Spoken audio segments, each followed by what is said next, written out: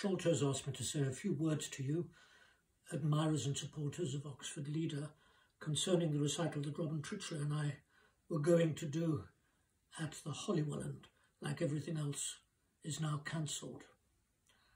But no matter how long we wait to hear beloved music, the facts of its existence will remain the same.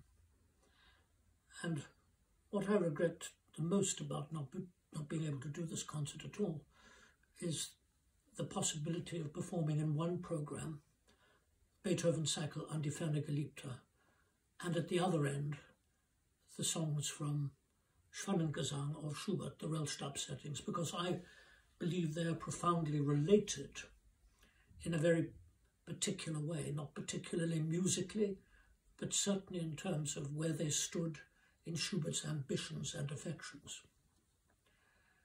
Beethoven composed his cycle in 1816, just at a time when the young Schubert felt extraordinarily confident that he was, well, the coming and great master of Lieder. 1815 had proved that. It had been a long time since Beethoven had actually composed any Lieder.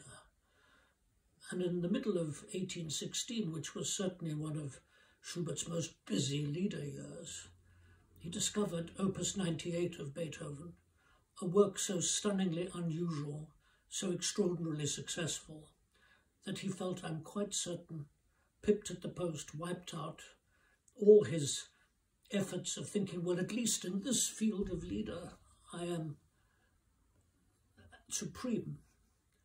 And suddenly Beethoven writes a great song cycle where he reasserts his dominance of the musical scene of Vienna at the time. Not that we should paint Schubert, by the way, as being overly ambitious or arrogant, but quietly, in his own way, I think he must have felt that writing Lieder as he was composing them in this period was placing him in a special position out of Beethoven's reach. And then the work came. No ordinary work, not inspired by Goethe or by any poet that anyone knew, but in fact a cycle made to order, a chain of songs. It doesn't have a story, but it is very much a personal document in the sense that surely this proves once and for all that the composition of songs is not absolute music, that in songs which require the choosing of a poem, or in this case a commissioning of the poems from Jaitelis, a relatively unknown medicine man and journalist,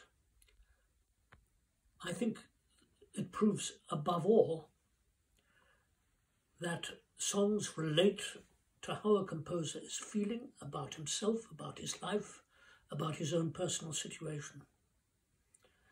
I think Brahms was another composer very much along these lines, and of course we all know that Schumann composed some of his greatest songs when he was in love and waiting to be married. So in a sense, Lieder always tells us rather more about the composer than absolute music, than the chamber music or symphonies or piano music, because it deals not only with the text but with the deliberate selection of a text. And just as we choose to read or cherish poems or pieces of literature that help us through difficult times, that give us inspiration regarding our own personal standpoints, there's no doubt that Beethoven really wanted to make a statement about being separated from his beloved. Who that is has been the subject of much conjecture, the idea of the unsterbliche Geliebte. But this is a separate issue. It's an issue where Beethoven had a brilliant idea of writing a series of songs interconnected where the 6 songs taken together are more important than any one item. And I think this must have been very exciting for Schubert, who was a genuine Beethoven admirer, but also quite depressing. Because the trouble is about being a great master of a small form like Lieder, The trouble is that, in a sense, where can you go to make all your achievements in Lieder one by one, small things, each one of them, add up to something substantial, like a big symphony or an opera? So the idea of joining songs together so that the sum of the parts would be something really convincing and marvellous, well, Beethoven showed the way, and as we know, Schubert found other ways, just as distinguished, probably more distinguished, even more famous, of doing that same thing, but only because Beethoven did that first, I think. And that's the importance of this work. It's beautiful. It's not the greatest poetry, but it serves its purpose. But it also sets the scene for Schubert's reaction. The first reaction was to go to his friend, the poet Mayrhofer, and commission in 1818 a similar idea of a cycle, Einsamkeit. It's the same idea of a connected piece of music with a single philosophical idea, nothing as banal as a distant beloved, more to do with the whole philosophy of solitariness.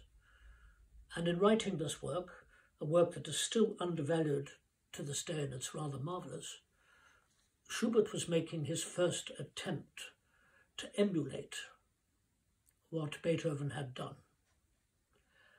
I think it's rather remarkable too that he went to Mayrhofer. I mean, Beethoven went to Ytterlis, but it was very much more of a impermanent arrangement, somebody who was going to provide something in order for Beethoven to set it to music. But in writing the poem for Einsamkeit, it's clear that Mayrhofer and Schubert had discussed between them how they were going to make a riposte, how they were going to answer some of the questions that Beethoven had posed about song composition.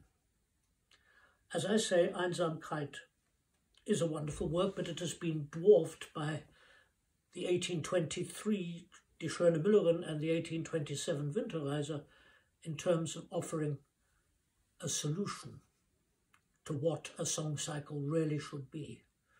In the first case, something with a real narrative flow in Die Schöne Müllerin. In the second case, with Winterreise, something with less of a narrative, a looser narrative, if you like, more mystery attached, but nevertheless, where we are with the same protagonist from beginning to end. Our program after An die Ferne Geliebte was going to concentrate thus on this unique poet, Mayrhofer, in Schubert's circle, who not only was a friend, but a highly talented one. There were other friends in the Schubert circle who were not that gifted, not that talented, good enough, the Kenners and the Bruckmanns. And there are many poems, Joseph von Spaun's single item, Der Jüngling und der Tod, which are good enough but not really exceptional. But Mayrhofer was exceptional. He was exceptionally clever and exceptionally influential on Schubert. A lot has already been said by many people about these great classical songs that we were going to perform. And they represent a reinterpretation of classical myths, Philoctet, Memnon, Orest auf Tauris, so that in fact through Lieder, Mayrhofer was giving his take on what had happened, and as such this was in itself a very revolutionary and special way of going back to the classics for inspiration.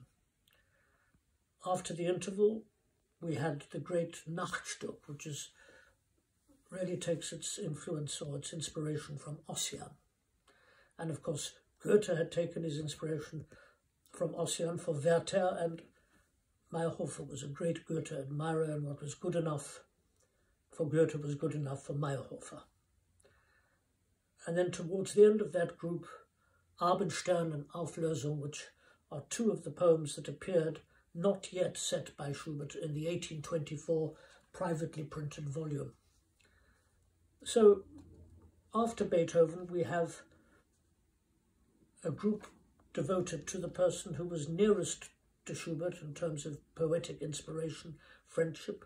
They shared an apartment, they had their quarrels, they spoke a great deal to each other, and Meyerhofer played an enormous part, being 10 years older, as a mentor of the young man, of our Schubert. And then, as a bookend, reflecting the Beethoven, we have the first 7 songs, the Rollstab settings, of Schwanengesang. Well, it's fairly well known that Anton Schindler, who had been Beethoven's close friend and factotum, had handed on these poems from Beethoven's desk to Schubert. And they were, in a sense, a gift, a sign, actually, that Schindler, had Schubert lived longer, would have taken him up and attempted to promote the Schubertian legend. And that's only one of the very many things that we can imagine happening if Schubert had been given a number more years left on this planet. But he took the poems. I don't believe he would have for a single moment set the Rollstab settings if they hadn't been somehow sanctified by having been part of the Beethoven legacy. Now, I'm pretty certain there were many more poems than these 7. And why did Schubert choose them? Why did he choose these particular songs to set? And that's where my little thesis develops, and which I really wanted to say a few words about today, because Liebesbotschaft is addressed to a stream taking a message to a beloved upriver. She is distant. She is not with him. Kriegesahnung, the soldier has a terrible premonition that he is not going to last. He's not going to survive the upcoming battle, but he dreams of his wife and her arms and love, and she too is distant. Frühlingssehnsucht, yes, the longing, those pitiful and heartfelt nur du in the song are about, yes, you are not with me, I long for your presence. Instead, it may only be a wall that separates lover and beloved.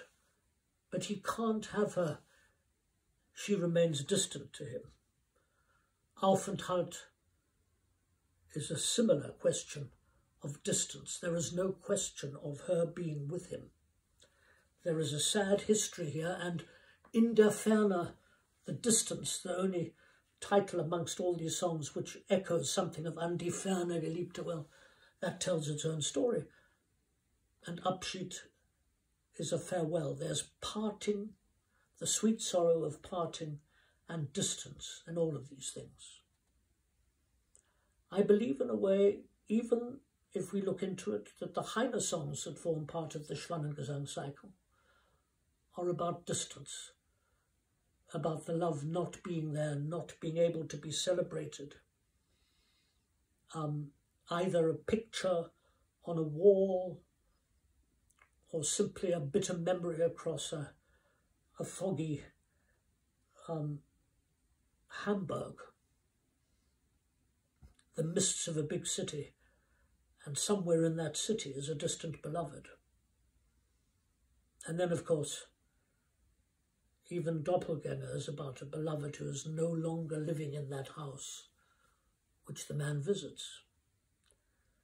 So I've always felt that Beethoven was such an important influence on Schubert that the younger composer was somehow staking a claim to be considered as seriously and as deeply as Beethoven had been considered in the field of song. And remember, we accept absolutely now that Schubert is a greater and more pervasive songwriter than Beethoven, but it wasn't particularly accepted as such in 1827 and 1828. Schubert set these poems, even if it was a question in his own mind of saying, here is my collection of songs to a distant beloved. It's only a theory. I have nothing to prove it. But I do know that many of Schubert's schemes and many of the things that he did were never spoken about, that he kept his counsel in a very particular way, and that it was never very obvious that that first and only concert of his public music in March 1828 would actually be exactly a year after Beethoven's death, but inheriting the mantle that had come from Haydn to Mozart to Beethoven, and now to him, surely, surely to him, dare he not even hope that, dare he not imagine that this would be the case? And is he perhaps silently paying homage to An die ferne Geliebte and staking his claim in writing a piece that he too is able to write moving and permanently revered songs to a distant beloved?